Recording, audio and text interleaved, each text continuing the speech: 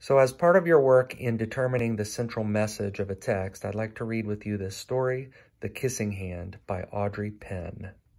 The illustrations are by Ruth E. Harper and Nancy M. Leake.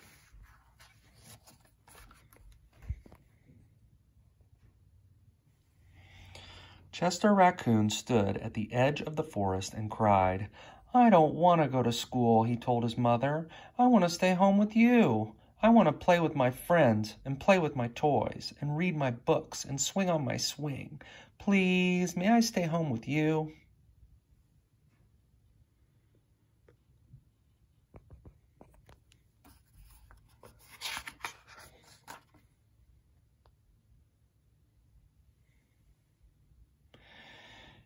Mrs. Raccoon took Chester by the hand and nuzzled him on the ear. "Sometimes we all have to do things we don't want to do," she told him gently, "even if they seem strange and scary at first. But you will love school once you start."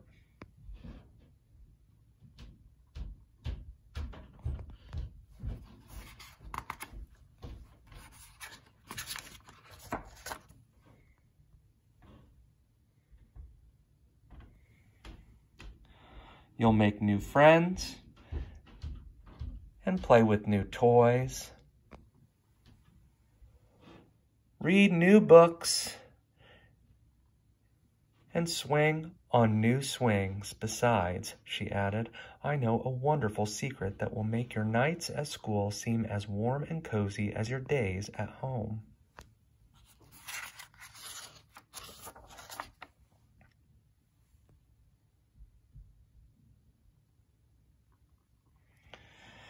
Chester wiped away his tears and looked interested.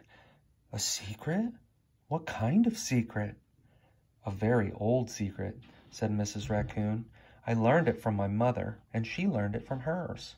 It's called the Kissing Hand." "The Kissing Hand?" asked Chester. "What's that?"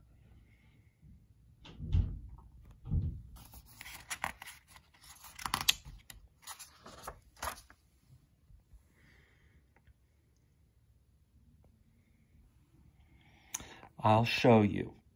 Mrs. Raccoon took Chester's left hand and spread open his tiny fingers into a fan. Leaning forward, she kissed Chester right in the middle of his palm. Chester felt his mother's kiss rush from his hand, up his arm, and into his heart. Even his silky black mask tingled with a special warmth.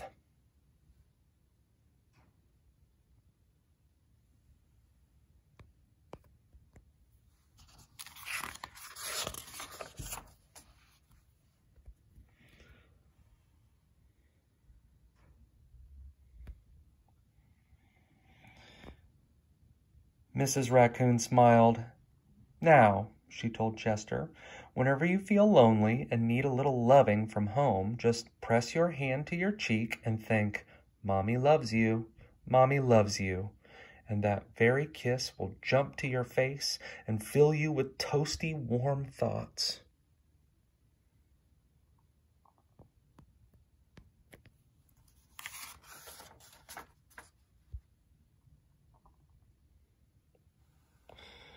She took Chester's hand and carefully wrapped his fingers around the kiss.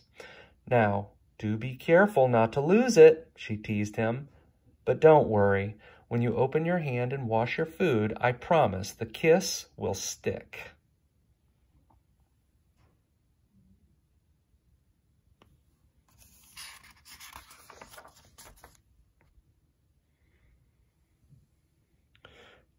Chester loved his kissing hand. Now he knew his mother's love would go with him wherever he went, even to school.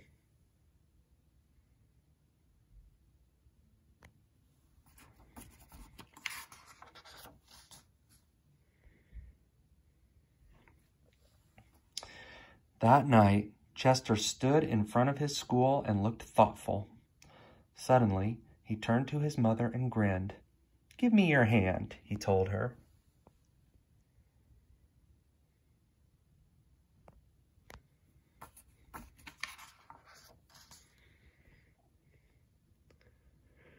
Chester took his mother's hand in his own and unfolded her large, familiar fingers into a fan. Next, he leaned forward and kissed the center of her hand.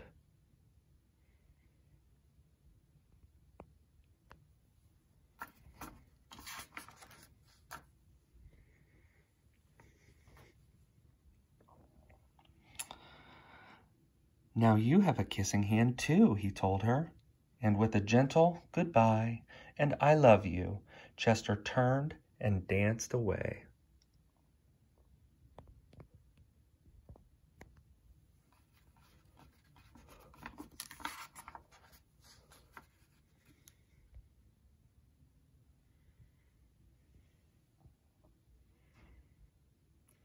Mrs. Raccoon watched Chester scamper across a tree limb and enter school, and as the hoot owl rang in the new school year, she pressed her left hand to her cheek and smiled. The warmth of Chester's kiss filled her heart with special words. "Chester loves you," it sang. "Chester loves you."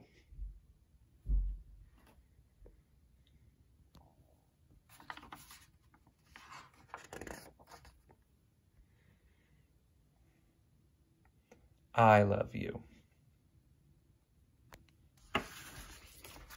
And that was The Kissing Hand by Audrey Penn. And so I was thinking about how would we determine the central message of this story? And you know, it's true that in life sometimes you have to do things that you don't want to do. In this case, Chester didn't really want to go to school, and he was kind of scared, and he didn't really know what to expect.